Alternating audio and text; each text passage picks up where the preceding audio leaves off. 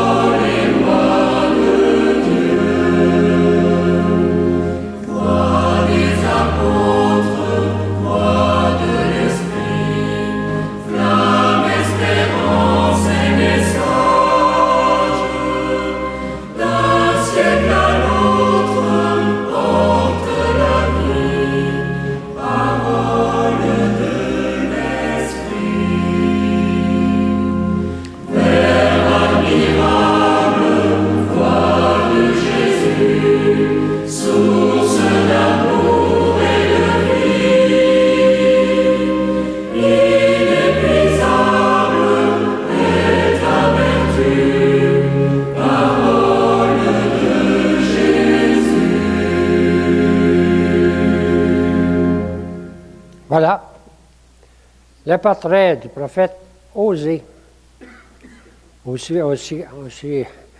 Autant qu'on peut savoir, c'est son portrait. Correct? Je sais pas, c'est pas facile d'interpréter un portrait. C'est le poète amoureux.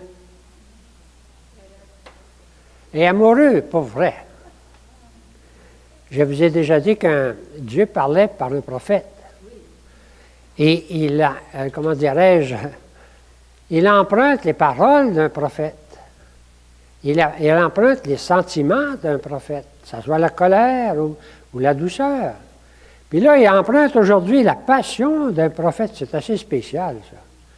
Une passion amoureuse d'un prophète. Il va passer à travers ça pour nous dire quelque chose. C'est très spécial. Le prophète Osée, le prophète amoureux. Alors, voici comment ça commence. La parole du Seigneur fut adressée à Osée, fils de Béri, au jour d'Osias, de Jotham, d'Akaz, roi de Juda, au jour de Jéroboam, fils de Joas, roi d'Israël. Bon, c'est parce qu'on a les mêmes rois à peu près au début d'Amos, puis au début d'Osée. Je pense que ça va être les mêmes au début d'Isaïe aussi. C'est cette période-là. On définit la période avec les rois. Ça, c'est vérifié par l'histoire. C'est vérifié par surtout le livre des rois. Correct? Alors, c'est un petit peu postérieur. Voici son portrait. J'ai marqué ici dans la période, c'est après Jéroboam, une période de calme. Suite une période mouvementée. Dès qu'il est mort, tout le monde s'est mis à s'entretuer. Il y a eu 6 rois en 12 années. Il y en a eu 3 qui ont été assassinés, 4 assassinés. Alors, c'est plus du tout la même période. Alors, donc, il y avait une période de calme, tout ça. Tout à coup, le roi meurt. Tu sais, quand il était là longtemps, mais après ça, alors là, il y a une période beaucoup mouvementée au niveau des rois. 4 rois assassinés dans 12 ans. Alors, dans 12 années, puis ils sont remplacés les uns les autres. Donc, c'est une période un petit peu plus... c'est correct, mais c'est très proche, de 740 à 725.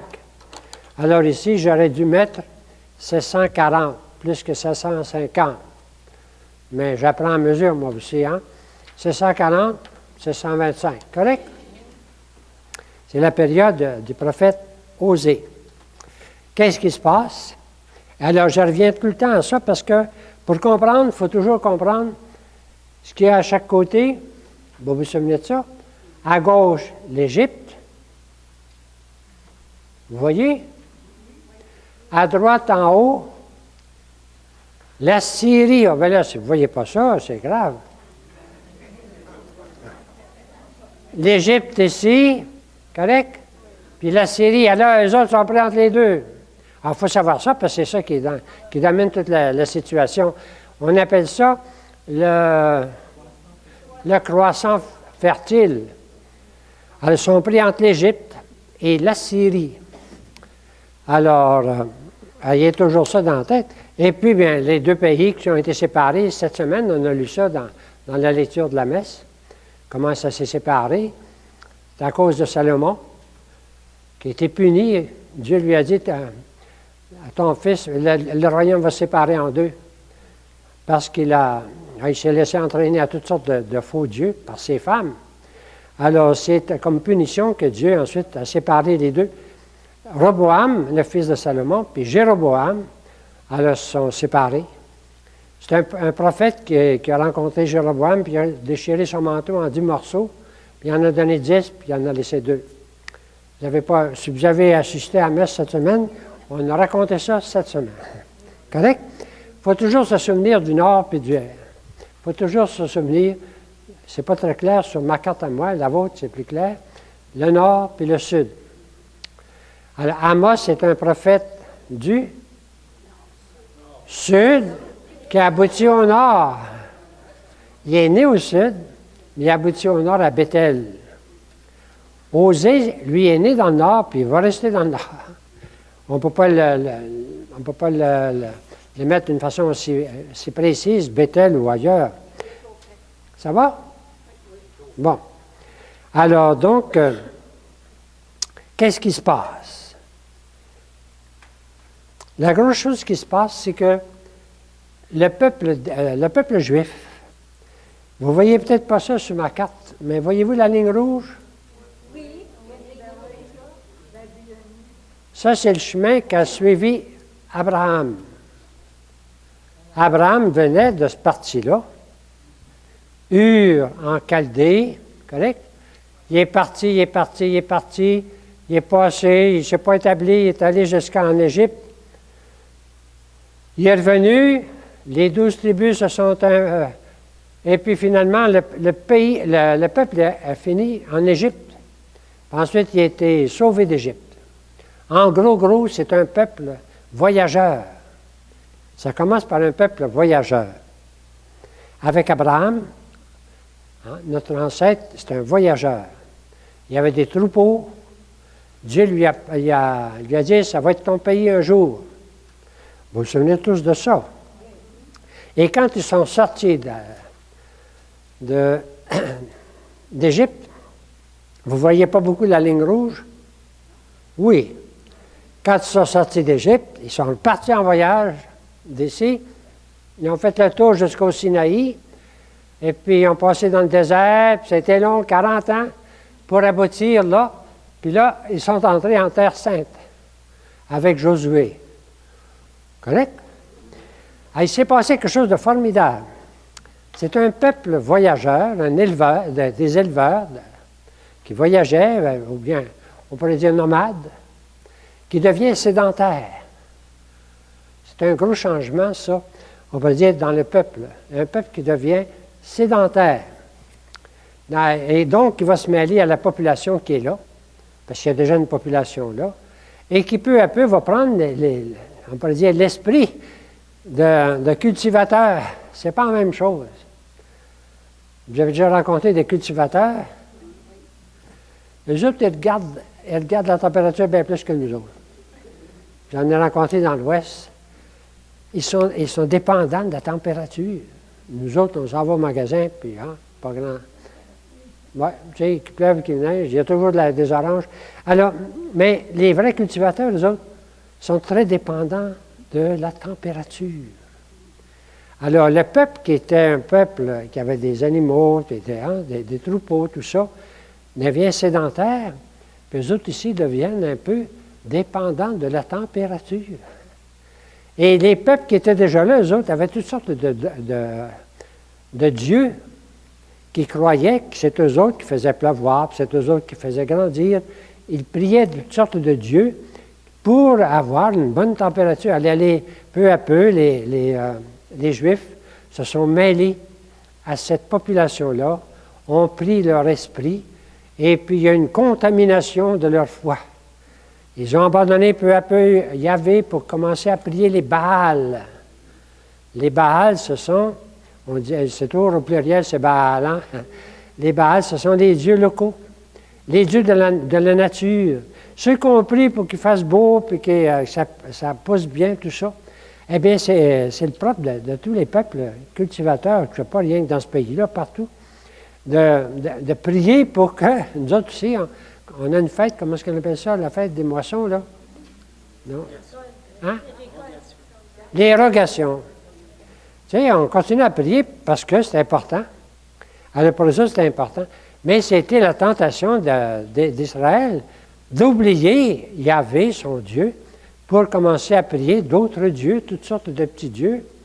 Et puis Yahvé va réagir, hein, surtout par Osée, et aussi évidemment par Amos et Isaïe, mais surtout par Osée, il va réagir en disant qu'ils l'ont oublié. Ils ont oublié que lui était plus puissant que tous les autres dieux. Leur Dieu est le Dieu des dieux, ce n'est pas un petit Dieu local qui fait pleuvoir puis qui fait pousser. C'est le grand Dieu Yahvé. Mais ils vont l'oublier. C'est un peu là-dedans que se trouve le prophète Osée. Ça va?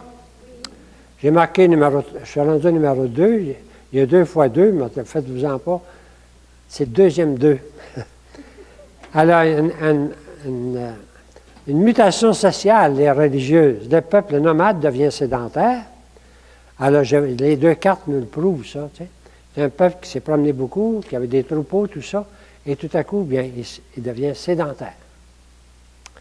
Alors, l'entrée en Canaan, déjà, c'est avec Josué. Ça fait déjà une couple de centaines d'années, mais c'est un changement qui se fait tranquillement, ça. Alors, elle avait produit un grand changement de vie. Le passage d'éleveur à cultivateur, dépendant de la nature de son cycle annuel. Alors, on donnait toutes sortes de sens à ça. On pensait qu'il y avait un Dieu qui s'endormait, puis là, il ne pleuvait plus, puis il se réveillait, puis là, il se mettait à pleuvoir. On voyait des dieux un petit peu partout, hein? Ça voit encore de nos jours, des fois, ça. L'angoisse des populations rurales est commune à toutes les religions d'Orient, qui rendent un culte à des dieux qu'on dit responsables de la fécondité, les Baals. Le mot fécondité vient là-dedans. Tu sais. C'est eux autres qui rendent les choses fécondées, qu'on veut se rendre favorables. Et même par la prostitution sacrée, ça va jusque-là.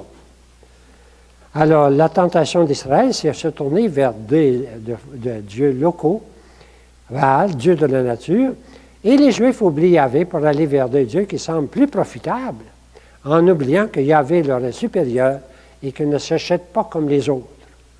Pour Osée, c'est le Dieu d'Israël et nul autre qui féconde la terre. Et pour Yahvé, cet oubli est comme une prostitution. Les mots sont tough, sont durs dans Osée parce qu'il prend les mots et puis il les applique. Alors les Baals, ça devient des amants et la prostitution, ça devient l'adoration des faux dieux. Alors ces mots-là reviennent tout le temps, mais ils sont forts.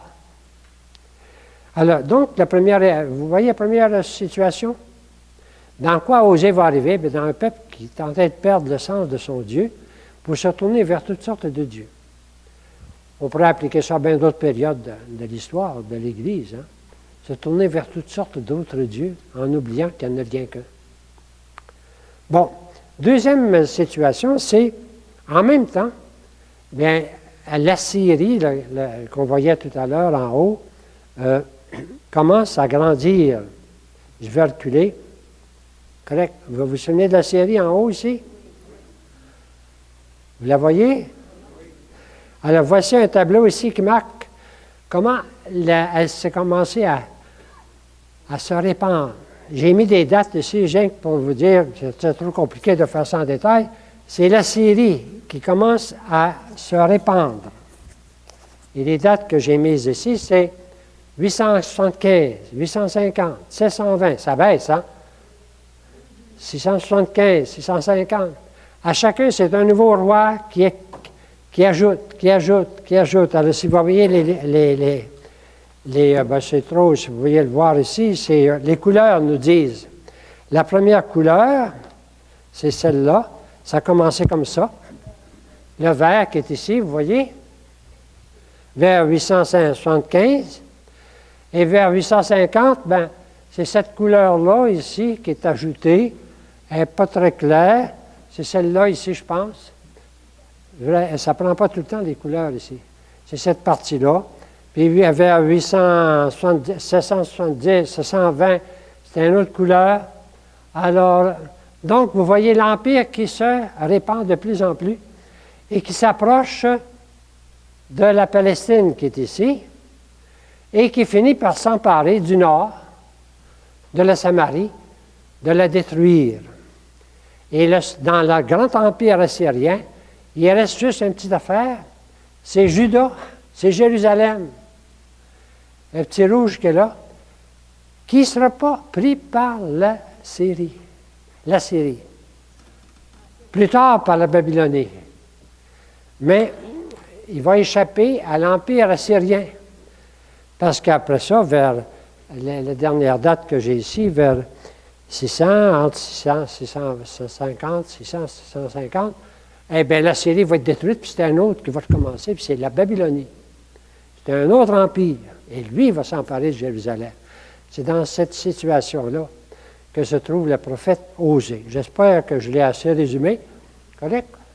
C'est juste une petite idée qu'il va se poser. Alors, il va avoir un autre reproche que Dieu va faire à son peuple, c'est qu'il ne veut pas l'écouter. Lui, Dieu, est prêt à diriger son peuple. Mais son peuple se tourne vers l'Égypte pour se protéger. Ou bien, il se tourne avec les autres petits peuples alentours, puis il essaie de faire une coalition. Puis le gros, ils arrivent, puis ils les écrasent un par un. Tu sais. Alors, mais les petits, ils essaient de... Vous voyez, vous vous souvenez des petits peuples alentours, là? Alors, eux autres, des fois, ils font des coalitions contre le gros. Quand le roi meurt, ils pensent, hein? Puis il en arrive un autre. Alors, donc, ils n'ont pas réussi à... C'est tout dans ce contexte-là qu'on voit Osée et puis Isaïe qu'on va voir la prochaine fois. Alors, le texte que j'ai ici, Osée sera un guetteur pour Israël, mais mets-le en garde, c'est comme là, c'est pas comme le cri du lion qui rugit, mais ça ressemble. Embouche le corps, tu sais. Et puis, comme un l'aigle, alors, le malheur te met à crier, tu sais. Un corps, c'est une trompette. Alors, le malheur fond sur la maison du Seigneur parce qu'ils ont transgressé mon alliance. Alors, le mot alliance va être continuel. Dieu qui reproche à son peuple de manquer à l'alliance qu'il a faite avec lui, de toutes sortes de façons, et entre autres, d'aller chercher des appuis ailleurs. Et les prophètes vont être contre ça, Isaïe aussi. Fiez-vous pas à l'Égypte. Fiez-vous pas à Damas. Fiez-vous pas à Tyr et à Sidon. Fiez-vous pas au petit peuple. Fiez-vous à moi, dit Yahvé. Mais eux autres, hein, ils vont chercher l'alliance un peu partout. Alors, Damas va être envahi en 732, Samarie en 721, 22. Et puis, alors donc, tout va disparaître, sauf Juda. Ça, c'est confirmé. Aujourd'hui, on a trouvé une stèle écrite. Vous savez que les rois, quand ils avaient fait leur guerre, ils faisaient graver des stèles, puis ils racontent comment il a tout pris ces pays-là. Là, tu vois. Alors, c'est pour dire que c'est prouvé par l'histoire, c'est par des textes, l'archéologie d'aujourd'hui. Hein, ben oui, qu'on trouve. Alors, la tentation d'Israël, c'est de se tourner vers l'Égypte, en oubliant l'alliance avec Yahvé, son Dieu, son protecteur, qui lui a donné son pays. Et pour Yahvé, c'est l'oubli de l'alliance qui est à la base de tout l'ensemble. J'ai terminé le numéro 2. Ça va? Je vais vous donner un peu le contexte. Alors, Osée, qui est Osée? Bien, c'est un prophète du Nord. Lui, il est du Nord, puis il reste au Nord. Mais ce qui est particulier, c'est que lui va devenir un oracle par sa vie. C'est pas rien que sa parole, c'est sa vie qui devient un oracle. Et sa passion amoureuse devient un oracle. C'est comme ça que Dieu nous parle. Il va parler à son peuple. Non seulement il prononce des oracles, mais sa vie amoureuse devient un oracle. Elle représente l'amour du Seigneur pour son peuple. Un amour blessé. La vie d'Osée est sur le signe de la tendresse, mais d'une tendresse blessée. On ne lit pas ça trop souvent. Hein? Dans le temps, on ne voulait pas qu'on lise ça. Hein? Mais en tout cas, on est capable de lire ça. Sa vie amoureuse, c'est il va marier une prostituée. Seigneur, on ne sait pas trop comment ça se fait. Il va marier une femme qui est infidèle. On l'appelle une prostituée ou bien infidèle, ça, on le dit 2 fois. Et Dieu va passer à travers ça pour montrer, lui, son amour. Parce que Osée, c'est un amoureux. Sa femme l'a quitté, mais il va courir après. C'est un vrai roman d'amour. Ah, il va courir après, il l'aime. C'est pas juste c'est pas une histoire. Ce qu'il vit, lui, c'est l'abandon, puis il va courir après sa femme. Et puis il va la racheter, puis il va l'amener au désert, puis il va lui parler au cœur.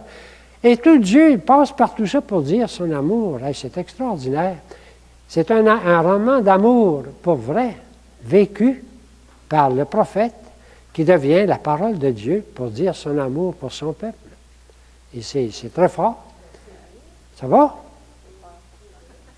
Alors, sa vie amoureuse, et il l'appelle Gomère, et puis on ne sait pas, est-ce qu'il l'a, on ne peut pas donner les détails, est-ce qu'il l'a marié, puis ensuite s'en est rendu compte, ou bien il a marié une prostituée, puis Dieu dit, c'est comme ça que je vais pas, tu vas être l'image de comment j'aime mon peuple.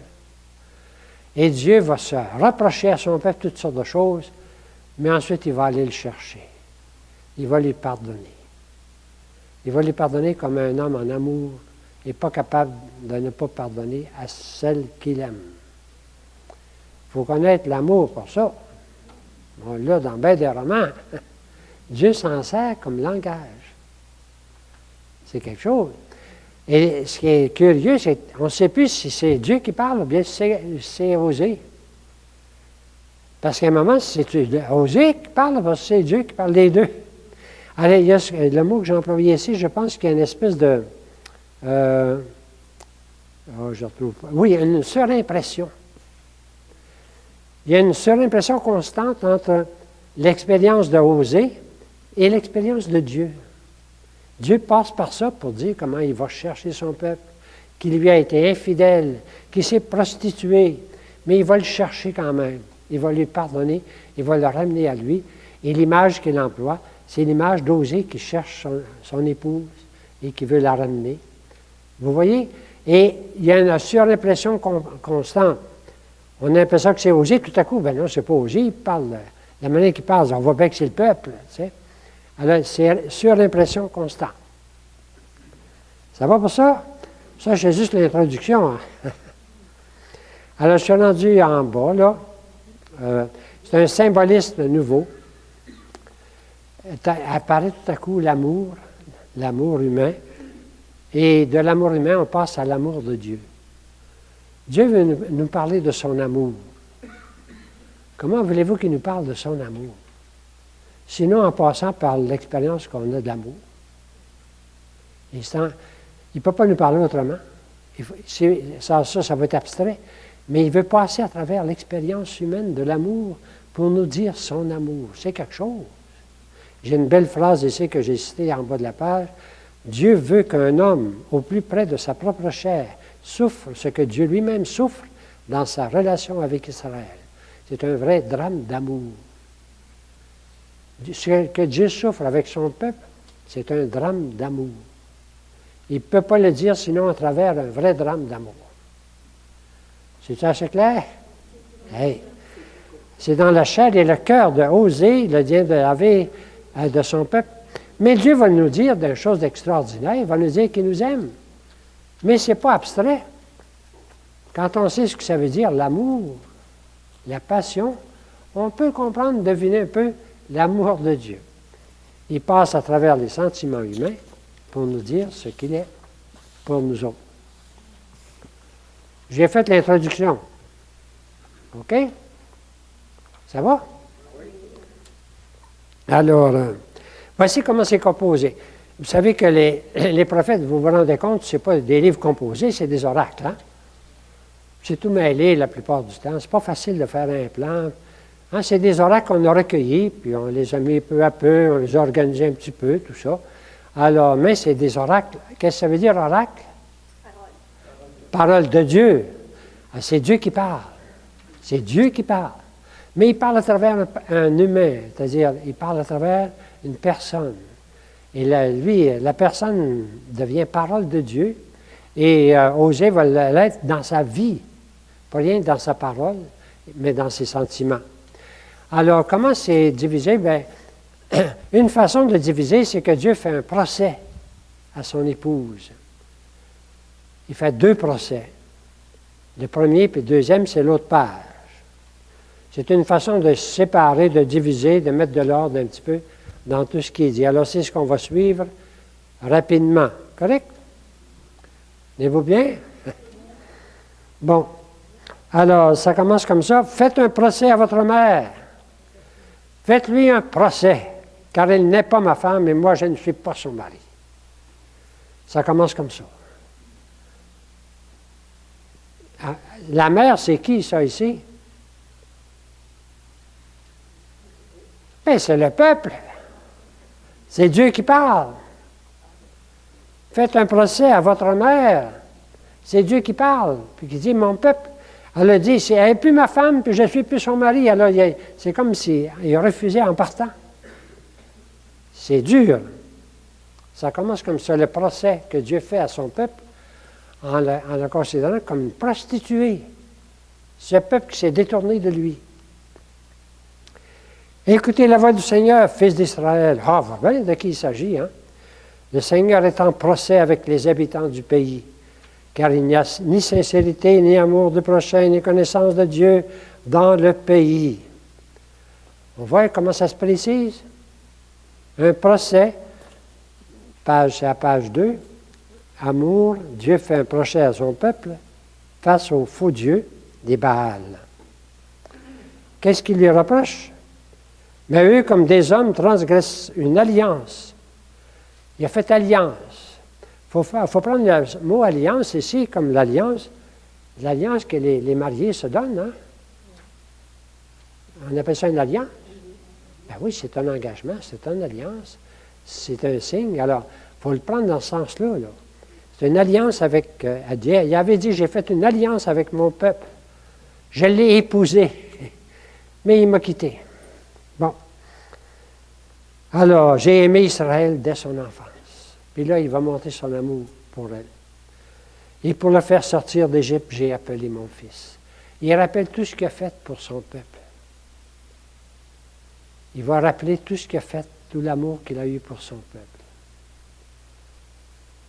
Est-ce que ça vous dit quelque chose, cette phrase-là? Quand est-ce que Saint Matthieu va la citer? Hein? Bien, on l'a vu l'an dernier avec Saint Matthieu. Saint Matthieu, quand Jésus, avec Marie et Joseph, ont été en fuite en Égypte, Saint Matthieu va se servir de cette phrase-là pour dire « J'ai rappelé mon fils d'Égypte ». Vous ne vous souvenez pas de ça?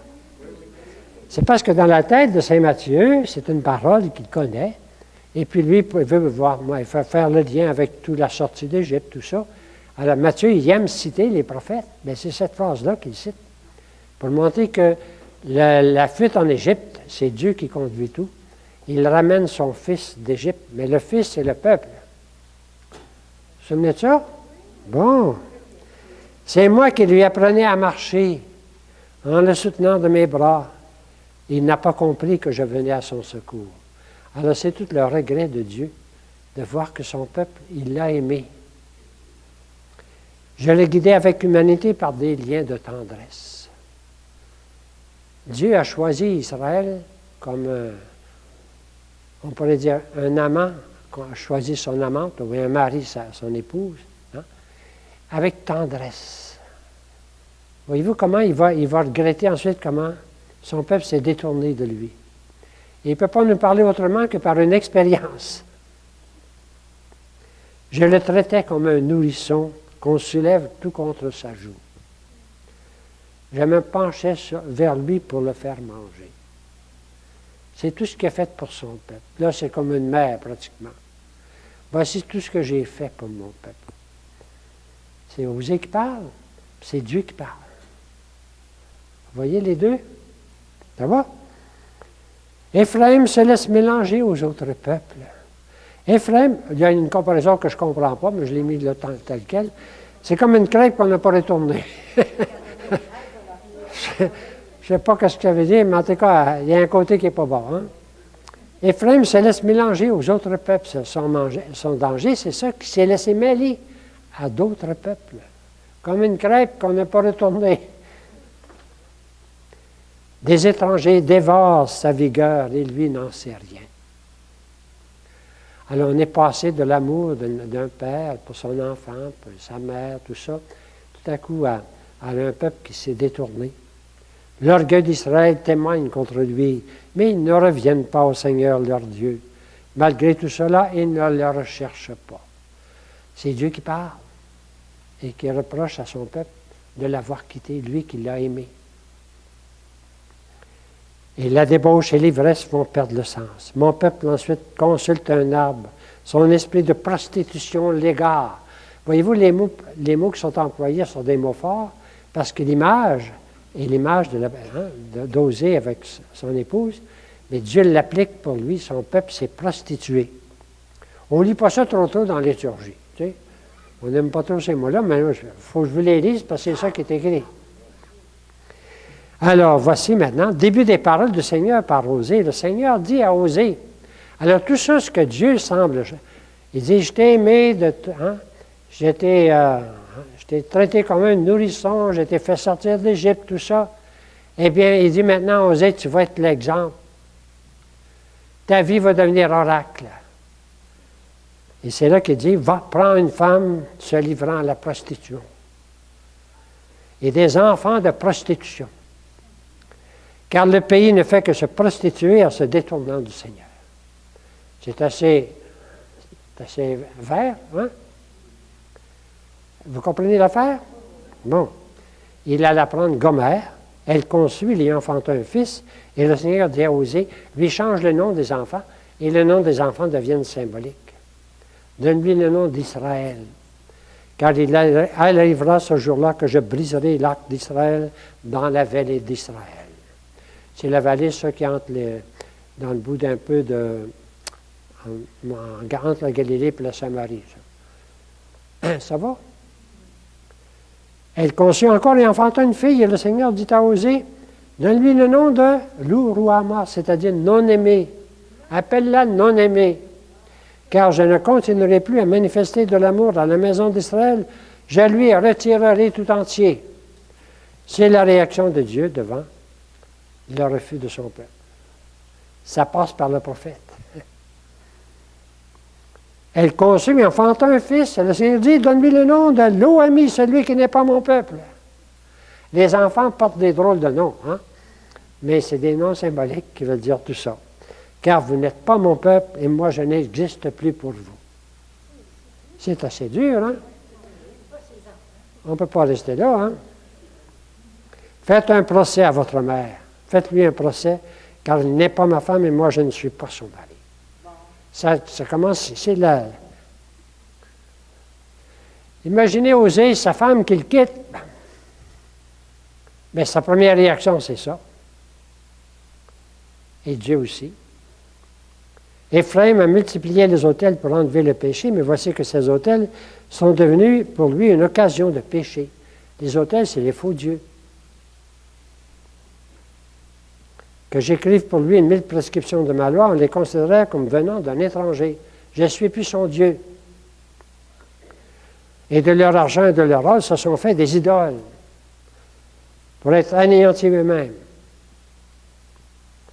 Il est repoussant ton veau, Samarie.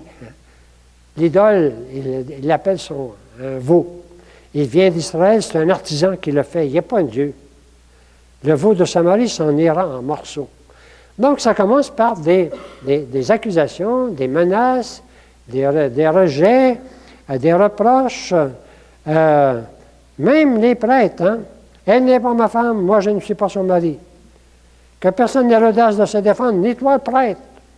Les prêtres de Samarie, ils se repaissent du péché de mon peuple, sont avides de ses fautes, ils en profitent. Leur cœur est faux. Maintenant, ils vont payer. Lui-même, le Seigneur, va briser leurs autels et détruire leurs stèles. C'est-tu assez dur? Bien, partez d'une réaction de quelqu'un qui était trahi dans son amour, un amoureux trahi. Hein? C'est ça, hein? Il passe à travers des paroles humaines. Alors, mais ça ne finit pas là.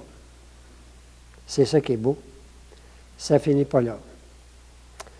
Alors, il commence par leur dire, je vais m'en aller, je retournerai chez moi. Ils vont me chercher, puis ils ne me retrouveront plus, même s'ils se mettent en quête de moi. Dieu se retire.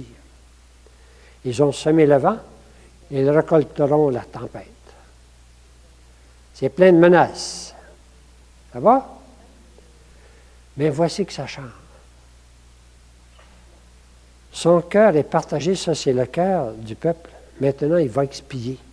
Le Seigneur renversera ses autels et détruira ses idoles. Ils sont disparus, Samarie et son roi, comme de l'écume à la face de l'eau. Ils seront détruits, le sanctuaire sacrilège, ce péché d'Israël. Ça va venir, c'est 122. Tout va être détruit. Samarie va disparaître. Alors on dira aux montagnes, cachez-nous, aux collines, tombez sur nous. Avez-vous déjà entendu parler ça? Avez-vous déjà entendu cette parole-là? C'est dans l'Évangile. Vous ne l'avez jamais remarqué, hein? C'est quand Jésus porte sa croix, puis il y a des femmes qui viennent à côté de lui, puis il dit, malheureuses les femmes qui ont enfanté, parce que pleurez sur vos enfants. Puis il emploie cette parole-là, Jésus, dans l'Évangile de Saint-Luc. Montagne, cachez-nous. Alors, c'est une parole encore du prophète Osée que Jésus emploie pour montrer que c'est dans l'Évangile. Vous n'aimez pas ça, hein? Bon. On choisit les mots, on choisit ce qu'avec les mots qu'on aime. Alors, juste pour vous le dire, parce que vous allez le remarquer, alors Jésus se retourna vers elle, il porte sa croix et leur dit, filles de Jérusalem, ne pleurez pas sur moi, pleurez sur vous-même et sur vos enfants. Car voici venir des jours où l'on dira, heureuses les femmes stériles, celles qui n'ont pas enfanté. Alors on se mettra à dire, aux montagnes, tombez sur nous, aux collines, cachez-nous. C'est la parole du prophète Osée. Vous l'avez jamais remarqué? Là, vous allez la remarquer. Alors, bon. Alors là, maintenant, j'ai dit, je suis allé trop vite tout à l'heure, j'ai dit comment tout va changer. Tout à coup, au chapitre 11 de Osée, Dieu qui se met à réfléchir, puis qui dit, comment le traiterai-je? Éphraïm, vous savez où se trouve la tribu d'Éphraïm, c'est Samarie, hein? Te livrerai-je Israël, c'est le même. Est-ce que je vais te livrer? Est-ce que je vais t'abandonner? Il est en amour. Mon cœur est bouleversé en moi. Et en même temps, ma pitié s'est émue. Tout ce qui avait l'air très dur, tout à coup, Dieu dit, je ne suis pas capable. C'est très humain, c'est très beau. C'est un roman d'amour vécu. Est-ce qu'il dit ça? Est-ce que c'est osé? C'est osé, mais c'est Dieu qui sert de ça pour dire son amour qu'il ne peut pas. Je ne donnerai pas cours à l'ardeur de ma colère. Je ne reviendrai pas détruire la famille. Il change complètement. Car je suis Dieu et non pas homme. Au milieu de toi, je suis saint. Je ne viendrai pas avec rage. Vous voyez le changement? Autant il y avait de la violence, du rejet, tout à coup, son cœur est trop fort. Hein? Non, il ne peut pas. Il ne peut pas, il l'aime trop. Osée l'a vécu, puis Dieu s'en sert pour dire la même chose. Il l'a vécu, lui aussi. Alors, ça va être la réconciliation. C'est pas fini. Mon épouse infidèle, je vais la séduire. Je vais l'entraîner jusqu'au désert. Et je lui parlerai cœur à cœur. Vous avez déjà entendu ces paroles-là. Hein? C'est une des plus belles paroles de la Bible. C'est Dieu qui évoque. Mon épouse infidèle, je vais la séduire, puis je vais l'entraîner jusqu'au désert, et je lui parlerai cœur à cœur. Il veut la regagner. C'est osé, puis c'est Dieu. C'est toujours, hein? Comprenez? Bon. En ce jour-là, déclare le Seigneur, voilà ce qui arrivera. Tu m'appelleras mon époux et non plus mon Baal. J'éloignerai de ses lèvres les noms des Baals, ses maîtres. On ne prononcera plus leur nom. Là, il me répondra comme au temps de sa jeunesse, au jour où elle est sortie du pays d'Égypte. Il va retrouver son épouse de sa jeunesse. C'est assez beau? C'est le roman d'amour qui finit bien, et c'est Dieu qui s'en sert. Tu seras ma fiancée, et ce sera pour toujours. Et je t'apporterai la justice et le droit, l'amour et la tendresse. Hey, tout un changement. Hein? C'est ce que Dieu veut nous dire à travers le prophète Osée.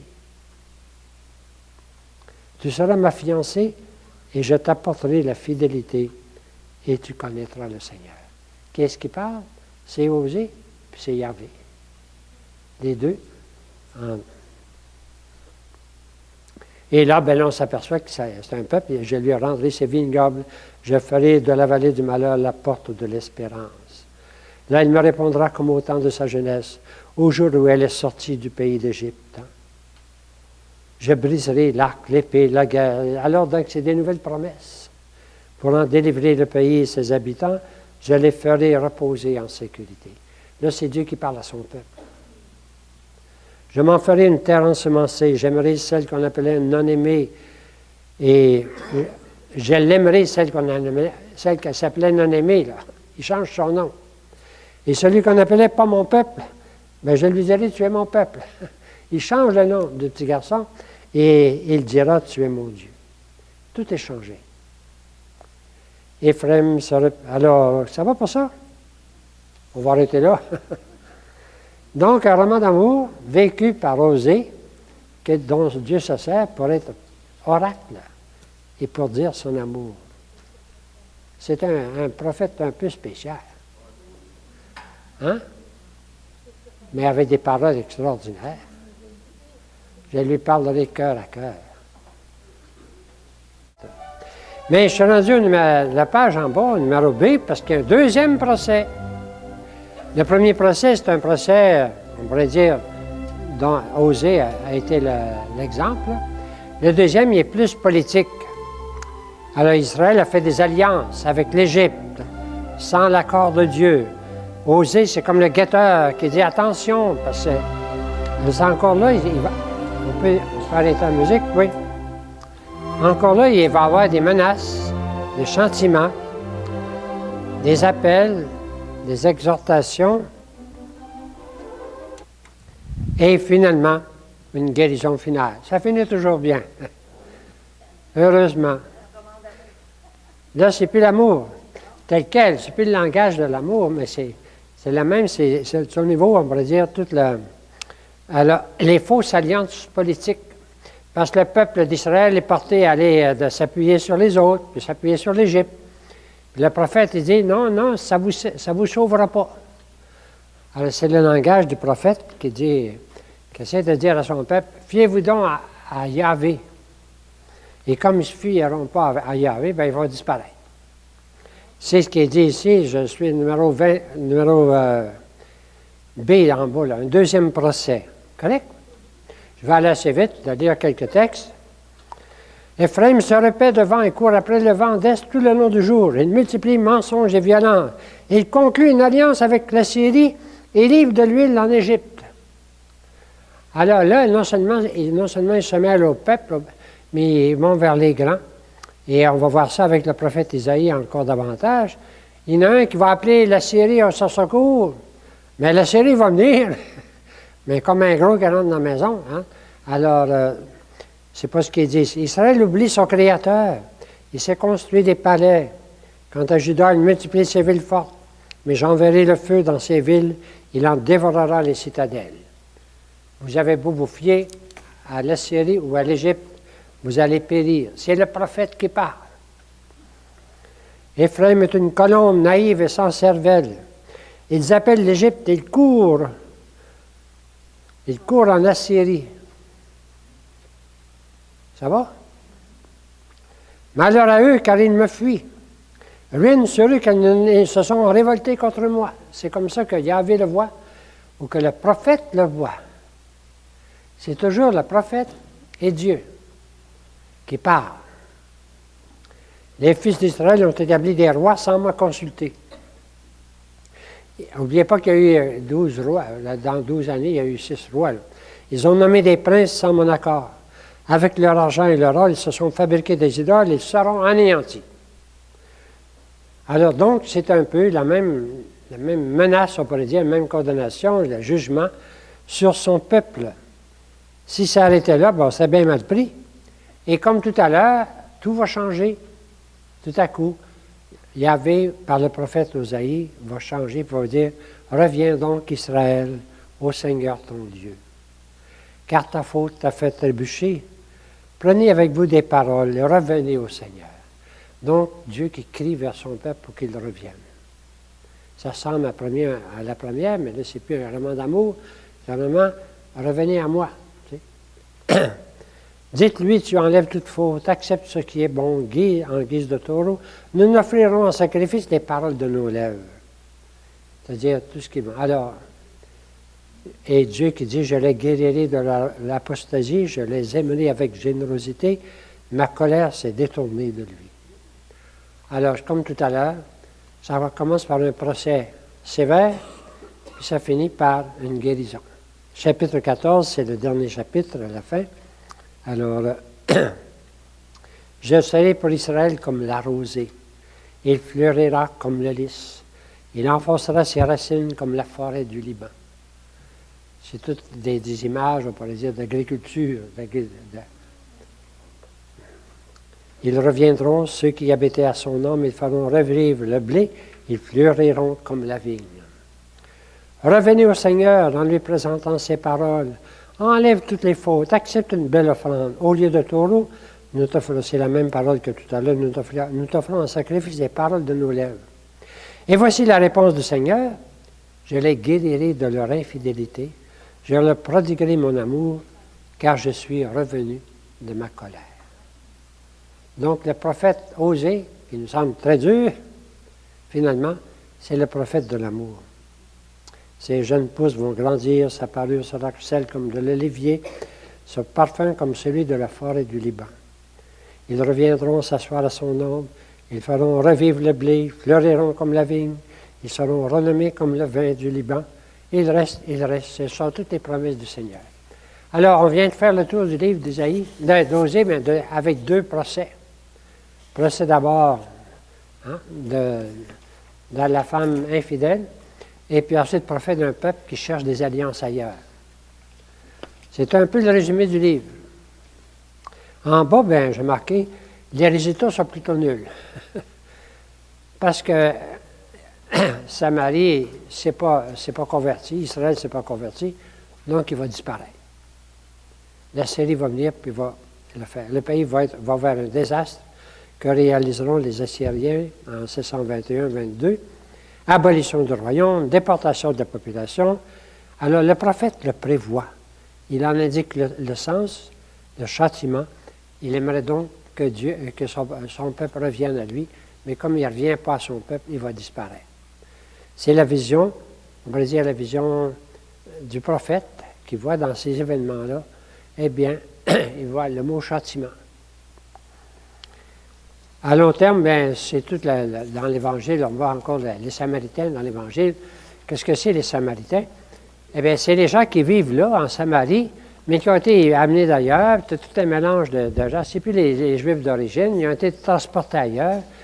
Les peuples de ce temps-là, quand les grands empires, quand ils s'emparaient d'un peuple, ils les dispersaient, ils enlevaient, ils tuaient les rois, puis les maîtres, puis les chefs, ils leur enlevaient leurs chefs. Puis ils dispersaient pour qu'il y ait un peu de danger. Ils ne pouvaient plus se révolter. C'était les méthodes du temps. On va le voir dans un moment. On va le voir ça encore avec Jésus, tu sais, les Samaritains. Ce pas des vrais Juifs, tu sais. Comprenez? Bon. Alors, je tourne la page parce que si vous voulez l'écouter un petit bout, ça ne va pas prendre trop de temps. Un message pour aujourd'hui. C'est ma façon de le dire. Vous pouvez le dire à votre façon. Qu'est-ce qu'on pourrait dire pour aujourd'hui? Il y a quand même des choses extraordinaires que le prophète Osée dit qu'on ne trouve pas ailleurs. L'image de Dieu d'Israël se purifie, se précise. J'avais bien plus qu'un Baal ou une force de la nature, plus qu'un roi national. Il est un Dieu différent de tous les dieux. Et Dieu refuse toutes les idolâtries de toutes sortes. Il les appelle des veaux, construits par les mains des hommes, ce qui est vrai. Et l'alliance de Yahvé avec son peuple prend tout son sens. Protection, fidélité. Non seulement une alliance de justice, mais ça devient une alliance d'amour. Ça, c'est nouveau. C'est nouveau, ça, dans la Bible.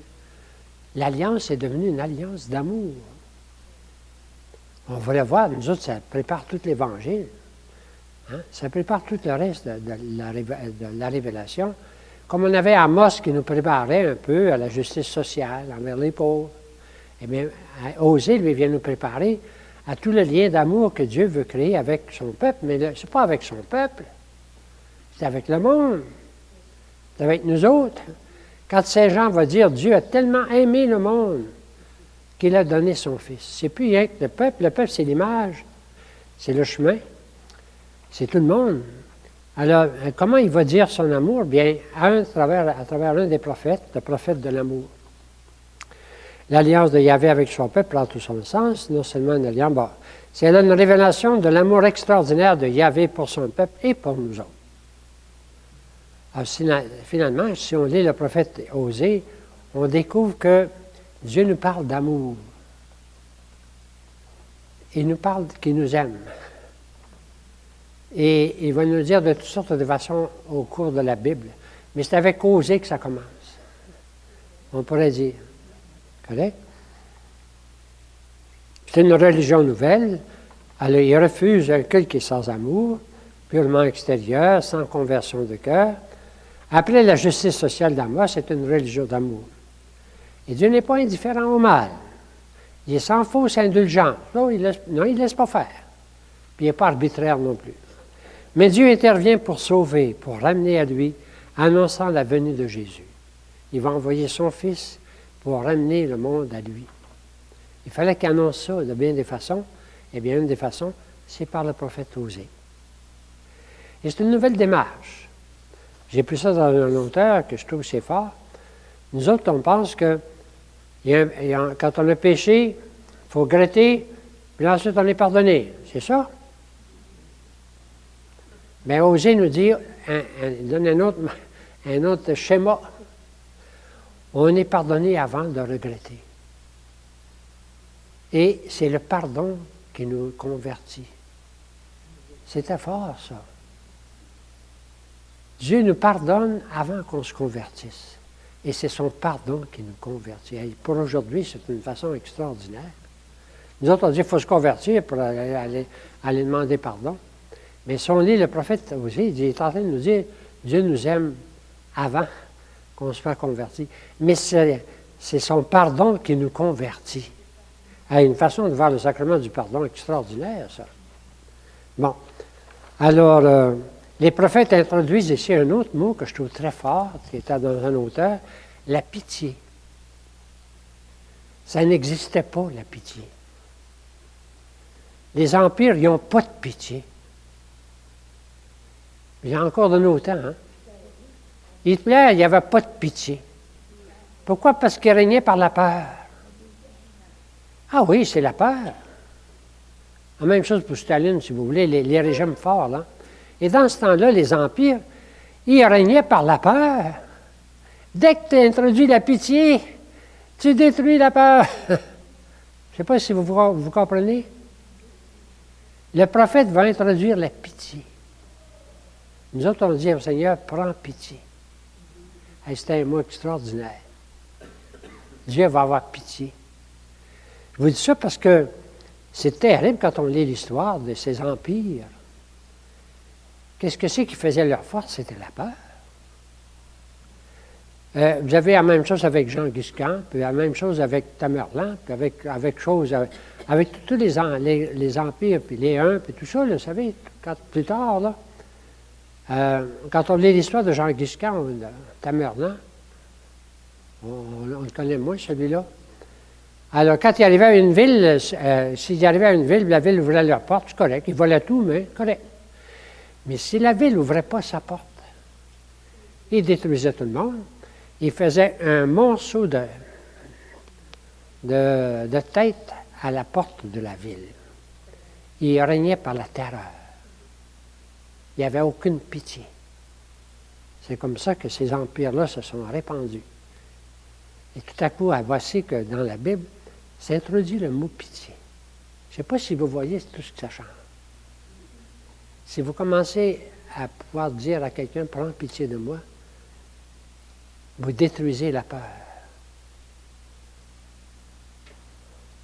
S'il n'y a pas de pitié, vous êtes fini. Ça, c'est dans le monde d'aujourd'hui encore. C'est terrible.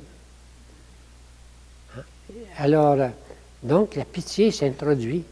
C'est un auteur qui fait noter ça, puis je trouve que c'est très beau, parce qu'avec Osée, OK, c'est dur au début, puis mais ensuite, tout à coup, c'est la pitié qui s'introduit. Dieu qui dit, je n'ai pas un cœur d'homme, j'ai un cœur de Dieu. Et puis mes entrailles bougent, je ne peux pas. Alors, prends pitié, c'est quelque chose. Ça fait partie de notre prière continuelle, nous autres. Alors, c'est le mot, il me semblait qu'il fallait que je l'introduise ici. Je ne sais pas où je l'ai vu, là, mais je l'ai mis en quelque part. Ah oui. Un monde sans pitié qui règne par terreur, c'est les empires, mais cette pitié se trouve en Dieu. Et la pitié donne l'accès au pardon et à l'espérance. Et la pitié change tout. Si Dieu est un Dieu sans pitié, on est fini. On est fini. Mais si c'est un Dieu qui a de la pitié, tout est changé. Il va le prouver avec Jésus-Christ, il va le prouver tout au long. Mais c'est le début, ça, là. C'est le début. Alors, donc, on pourrait dire, ça nous rapproche. J'ai mis des rapprochements avec le Nouveau Testament. Dieu nous a aimés alors que nous étions pécheurs, dit l'Épître aux Romains. On ne peut servir Dieu et Mammon. Le salaire du péché, c'est la mort. Là où le péché a abondé, la grâce a surabondé. Jésus est mort pour les injustes. Je suis venu appeler non les justes, mais les... Donc, c'est tout l'Évangile qui est annoncé, là. Dieu a tant aimé le monde qu'il a donné son propre Fils. Puis la femme adultère va et ne pêche plus. La pécheresse chez le pharisien, ses péchés sont pardonnés parce qu'elle a beaucoup aimé. Et Dieu dit qu'il aime. Le pardon paralysé aussi, tes péchés sont pardonnés. Rien que Dieu qui peut pardonner. C'est toutes des allusions à l'Évangile. Hein? Bon. Alors, c'est pour ça. Est-ce que vous êtes prêts à en écouter des extraits? Oui. On a fait le tour du prophète Osée. Les extraits qui sont là, j'espère que ce n'est pas trop long. Si vous apercevez que c'est trop long, vous pouvez vous retirer. J'ai mis les extraits. Le chapitre 1, c'est les mariages d'Osée. Prends une prostituée, puis tu sais, ses enfants, avec des noms curieux, là. C'est le chapitre 1 jusqu'au verset 8. Ensuite, le chapitre 2, il revient un peu sur la même chose. Mais le chapitre 2, ensuite, c'est là qu'il est, les beaux textes. Je vais reconquérir ma fiancée, je vais l'amener au désert, je vais lui parler cœur à cœur. C'est tout dans le chapitre 2. Bon, ça revient tout le temps, mais tout ça, c'est mêlé, tout ça. Et puis, on va peut-être se rendre jusqu'au chapitre 14. Vous suivez un petit peu avec votre Bible. Moi, ça me prend une Bible, je n'ai même pas la mienne. Hey, il n'y en a plus? Oui.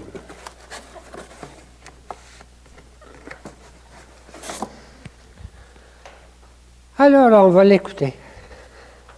C'est la parole de Dieu. Puis après ça, vous aurez un travail à faire. Il est facile, c'est rien que le livre Osée. Correct?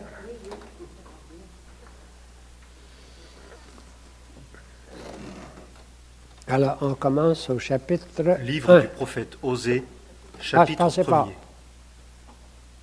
La parole de l'Éternel qui vint à Osée, fils de Béhéri, au jour d'Osias, de Jotham, d'Akaz et d'Ézéchias, roi de Juda, et au jour de Jéroboam, fils de Joas, roi d'Israël. Commencement de la parole de l'Éternel par Osée. Et l'Éternel dit à Osée, « Va, prends-toi une femme prostituée et des enfants de prostitution, car le pays s'est entièrement prostitué en abandonnant l'Éternel. Et il s'en alla et prit Gomère, fille de Diblaïm, et elle conçut et lui enfanta un fils. Et l'Éternel lui dit, appelle son nom Jizréel, car encore un peu de temps, et je visiterai le sang de Jizréel sur la maison de Jéhu, et je ferai cesser le royaume de la maison d'Israël. Et il arrivera en ce jour-là que je briserai l'arc d'Israël dans la vallée de Jizréel. Et elle conçut encore et enfanta une fille. Et il lui dit, appelle son nom Lo-Rucama, car je ne ferai plus miséricorde à la maison d'Israël pour leur pardonner encore. Mais je ferai miséricorde à la maison de Juda, et je les sauverai par l'Éternel leur Dieu. Et je ne les sauverai pas par l'arc, ni par l'épée, ni par la guerre, ni par des chevaux, ni par des cavaliers. Et elle sevra Lo-Rucama. Et elle conçut et enfanta un fils. Et il dit, appelle son nom Lo-Ami, car vous n'êtes pas mon peuple, et je ne serai pas à vous. Cependant, le nombre des fils d'Israël sera comme le sable de la mer, qui ne se peut mesurer ni nombrer, et il arrivera que, dans le lieu où il leur a été dit, vous n'êtes pas mon peuple, il leur sera dit, fils du Dieu vivant. Et les fils de Juda et les fils d'Israël se rassembleront et s'établiront un chef et monteront du pays, car la journée de Jizréel est grande.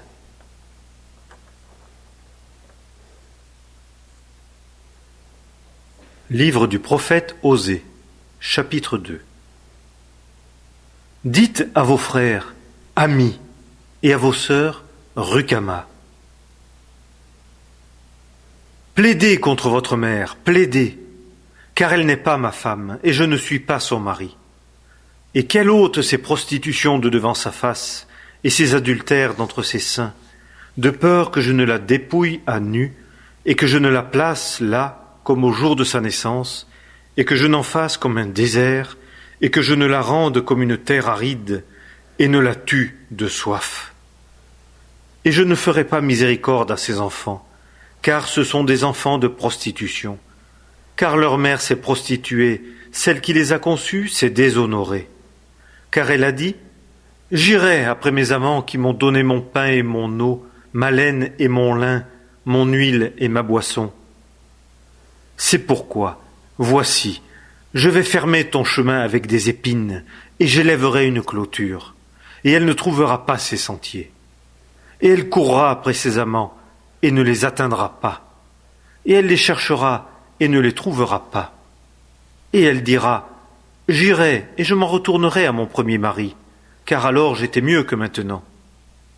Et elle ne sait pas que c'est moi qui lui ai donné le blé, et le mou, et l'huile.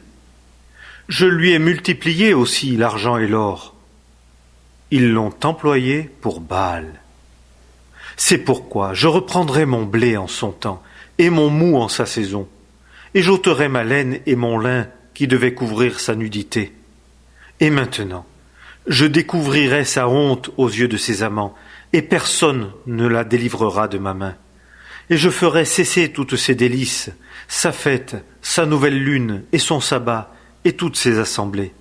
Et je détruirai sa vigne et son figuier, dont elle disait, ce sont là mes présents que mes amants m'ont donnés. Et j'en ferai une forêt, et les bêtes des champs les dévoreront. Et je visiterai sur elle les jours des Baals, où elle leur brûlait de l'encens et se parait de son anneau de nez et de ses colliers, et allait après ses amants, et m'a oublié, dit l'Éternel. C'est pourquoi, voici, moi, je l'attirerai, et je l'amènerai au désert, et je lui parlerai au cœur. Et de là, je lui donnerai ses vignes, et la vallée d'Accor pour une porte d'espérance. Et là, elle chantera comme dans les jours de sa jeunesse, et comme au jour où elle monta du pays d'Égypte. Et il arrivera, en ce jour-là, dit l'Éternel, que tu m'appelleras mon mari, et tu ne m'appelleras plus mon maître. Et j'ôterai de sa bouche les noms des Baals, et on ne se souviendra plus de leurs noms. Et je ferai pour eux en ce jour-là une alliance avec les bêtes des champs et avec les oiseaux des cieux et avec les reptiles du sol, et j'ôterai du pays en les brisant l'arc et l'épée et la guerre, et je les ferai reposer en sécurité. Et je te fiancerai à moi pour toujours, et je te fiancerai à moi en justice, et en jugement, et en bonté, et en miséricorde. Et je te fiancerai à moi en vérité, et tu connaîtras l'Éternel. Et il arrivera en ce jour-là que j'exaucerai, dit l'Éternel, j'exaucerai les cieux, et eux exauceront la terre. Et la terre exaucera le froment et le mou et l'huile, et eux exauceront Jisraël. Et je la sèmerai pour moi dans le pays, et je ferai miséricorde à Lo Rucama. Et je dirai à Lo-Ami, tu es mon peuple. Et il me dira, mon Dieu.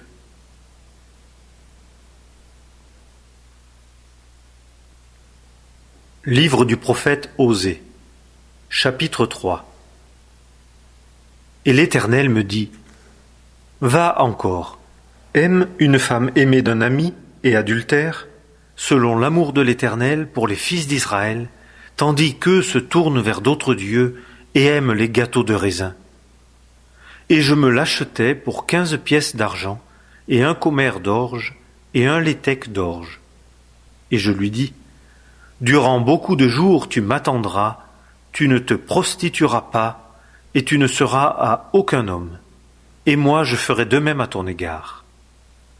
Car les fils d'Israël resteront beaucoup de jours sans roi, et sans prince, et sans sacrifice, et sans statut, et sans éphod ni téraphim. Ensuite, les fils d'Israël retourneront et rechercheront l'Éternel, leur Dieu, et David, leur roi, et se tourneront avec crainte vers l'Éternel et vers sa bonté à la fin des jours. Chapitre 6.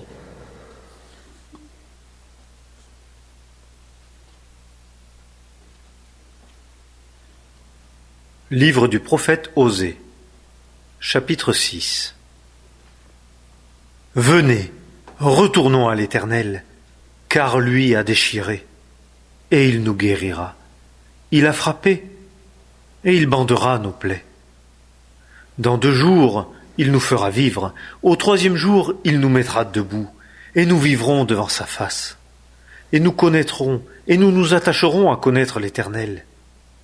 Sa sortie est préparée comme l'aube du jour, et il viendra à nous comme la pluie de la dernière saison arrose la terre. Que te ferai-je, Éphraïm? Que te ferai-je, Juda? Votre piété est comme la nuée du matin, et comme la rosée qui s'en va de bonne heure. C'est pourquoi je les ai hachés par les prophètes, je les ai tués par les paroles de ma bouche. Et mon jugement sort comme la lumière. Car j'ai aimé la bonté et non le sacrifice, et la connaissance de Dieu plus que les holocaustes. Mais eux, comme Adam, ont transgressé l'alliance. Là, ils ont agi perfidement.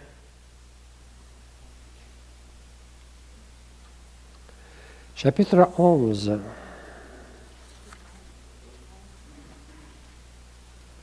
Fidèlement envers moi.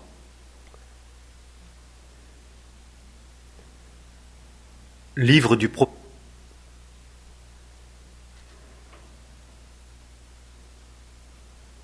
Livre du prophète Osée, chapitre 11. Quand Israël était jeune, je l'ai aimé, et j'ai appelé mon fils hors d'Égypte. Les prophètes les appelaient, et chaque fois, ils s'en allaient d'auprès d'eux. Ils sacrifiaient au Baal et brûlaient de l'encens aux images taillées. Et moi, j'ai enseigné Éphraïm à marcher. Il les a pris sur ses bras, mais ils ne savaient pas que je les guérissais. Je les tirais avec des cordes d'homme, avec des liens d'amour, et j'étais pour eux comme ceux qui ôteraient le joug de dessus leur mâchoire et leur donneraient doucement à manger. Il ne retournera pas dans le pays d'Égypte, Mais l'Assyrien sera son roi, car ils ont refusé de revenir à moi. Et l'épée fera le tour de leur ville, détruira leurs barres, et les dévorera à cause de leurs desseins. Et mon peuple tient à se détourner de moi. On les appelle vers le Très-Haut, pas un d'eux ne l'exalte. Que ferai-je de toi, Éphraïm? Comment te livrerai-je, Israël? Comment ferai-je de toi comme d'Adma? Te rendrai-je tel que Tséboïm? Mon cœur est changé en moi. Toutes ensemble, mes compassions se sont émues. Je ne donnerai pas cours à l'ardeur de ma colère. Je ne détruirai pas de nouveau Éphraïm, car je suis Dieu et non pas un homme, le Saint au milieu de toi, et je ne viendrai pas avec colère. Ils marcheront après l'Éternel. Il rugira comme un lion, car il rugira, et les fils accourront en émoi de l'Occident. Ils accourront en émoi de l'Égypte comme un oiseau, et comme une colombe du pays d'Assyrie. Et je les ferai habiter dans leurs maisons, dit l'Éternel. 14.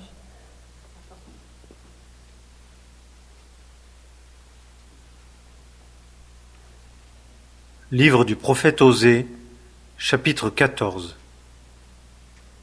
Israël, reviens à l'Éternel, ton Dieu, car tu es tombé par ton iniquité.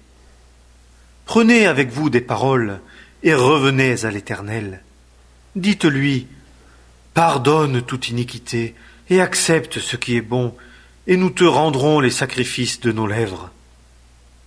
La Syrie ne nous sauvera pas, nous ne monterons pas sur des chevaux, et nous ne dirons plus « Notre Dieu, à l'œuvre de nos mains », car auprès de toi, l'orphelin trouve la miséricorde. Je guérirai leur abandon de moi, je les aimerai librement, car ma colère s'est détournée d'eux. Je serai pour Israël comme la rosée, il fleurira comme le lys, et il poussera ses racines comme le Liban. Ses rejetons s'étendront, et sa magnificence sera comme l'olivier, et son parfum comme le Liban. Ils reviendront s'asseoir sous son ombre, ils feront vivre le froment, et ils fleuriront comme une vigne. Leur renommée sera comme le vin du Liban. Éphraïm dira, « Qu'ai-je plus à faire avec les idoles ?» Moi, je lui répondrai, et je le regarderai. Moi, je suis comme un cyprès vert. De moi provient ton fruit. Qui est sage, il comprendra ces choses, et intelligent, il les connaîtra. Car les voies de l'Éternel sont droites, et les justes y marcheront, mais les transgresseurs y tomberont. Voilà. C'est assez pour prendre conscience. Je ne vais pas l'écouter tout en entier.